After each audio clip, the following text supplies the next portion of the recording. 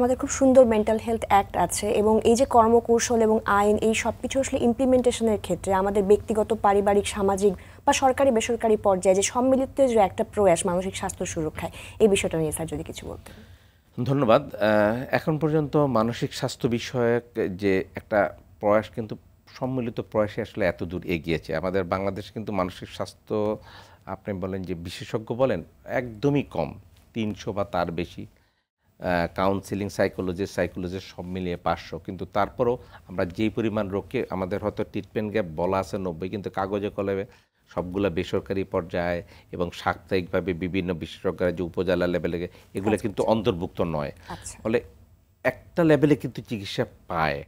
এবং আমাদের বাংলাদেশে দেখবেন যে যেমন আমাদের হাসপাতালগুলোতেই পাবনা মেন্টাল কলেজে গত বছরের যে ইতিহাস, যে আউটডোরে ফিমেল পেশেন্টের সংখ্যা অনেক বেশি, তারা মহিলারাও চিকিৎসা নিতে আসছে এবং খুব ব্যাপকভাবে আসছে এবং তাদের ফলো আপ সংখ্যা কিন্তু বেশ গত ৪-৫ বছর অনেক পরিমাণ বিভিন্নভাবে বেড়েছে। এই সচেতনতা সমন্বিত প্রয়াসের মাধ্যমে হচ্ছে এটার মধ্যে সবচেয়ে বড় উদ্যোগী ভূমিকা কিন্তু সরকারই আমাদের নিয়েছেন এবং এতগুলা প্ল্যান নীতি এটা কিন্তু খুব পৃথিবীর কম দেশেই আছে এবং এই জন্যই বললাম যে WHO কিন্তু এমএইচ ক্যাপের যে একটা স্পেশাল প্রোগ্রামগুলো বাংলাদেশ থেকেই নিচ্ছে। ওয়ার্ল্ডের 13টা দেশের মধ্যে বাংলাদেশ কিন্তু একটা, যেটা WHO special initiative for mental health এটা নিয়েছে।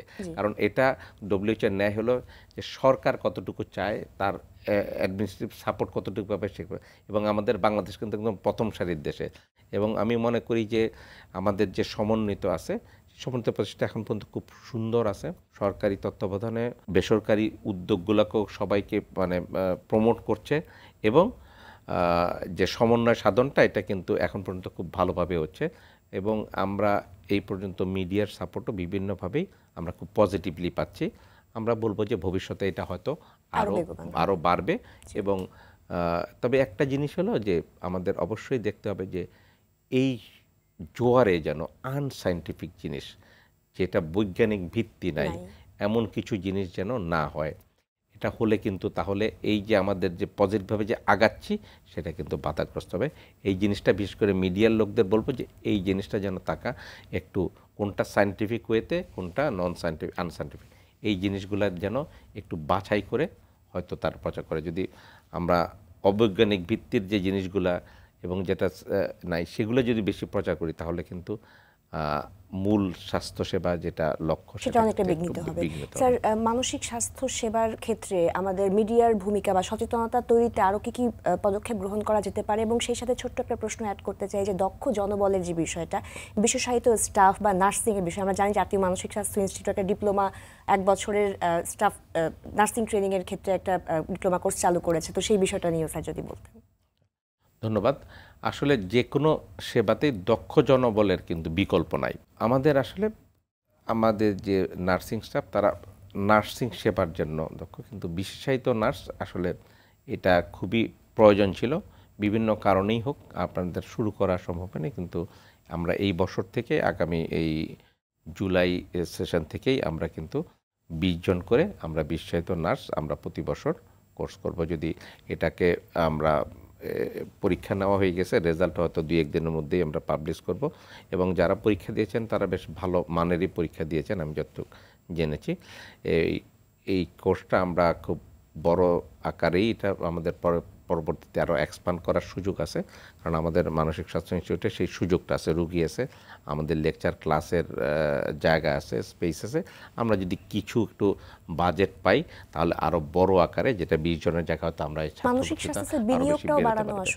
এই কারণ বিশেষায়িত নার্সের খুবই দরকার এই সেবাটায়, কারণ এই জায়গায় কিন্তু অন্য রোগের থেকে একদমই ডিফারেন্স, এই রোগীরা কিন্তু ভিন্ন রকম আচরণ করে।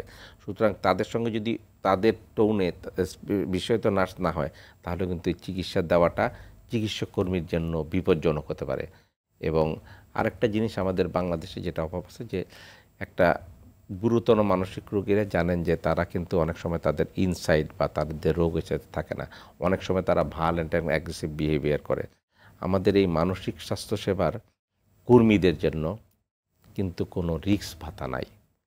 যদি সরকার কাছেও আমরা একটা সামনের দিকে আমি আবেদন করব যে এই যারা মানসিক স্বাস্থ্যসেবায় যারা দেয়, বিশেষ করে আমাদের বেশ কিছু স্টাফ কিন্তু গত কয়েক বছরে বিভিন্ন রোগীদের দ্বারা মানে রোগী আহত হয়ে কিন্তু এটার কিন্তু আমরা কোনো বেনিফিট তাদের ওইভাবে করে আমরা দিতে পারিনি।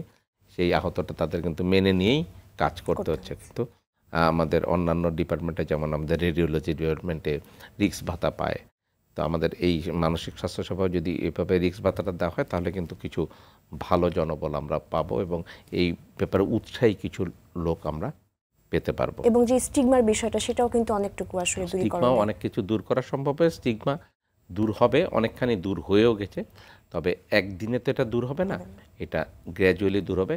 এবং স্টিগমাটা দূর করতে পারে তখনই যখন আমরা একটা চিকিৎসায় ভালো ফলাফল মানুষকে দেখাতে পারবো। যদি আমরা চিকিৎসাটায় ভালো ফলাফল ঠিকমতো দেখাতে না পারি, আমাদের রুগীটা যদি ঠিকমতো ফলো আপ না করে, তাহলে কিন্তু স্টিগমাটাই থাকে যাবে যে এটা চিকিৎসাতে রুগী ভালো হয় না। তো আমরা এই ভালো হয় আসলে যদি সঠিকভাবে আমরা এটা নিতে পারি।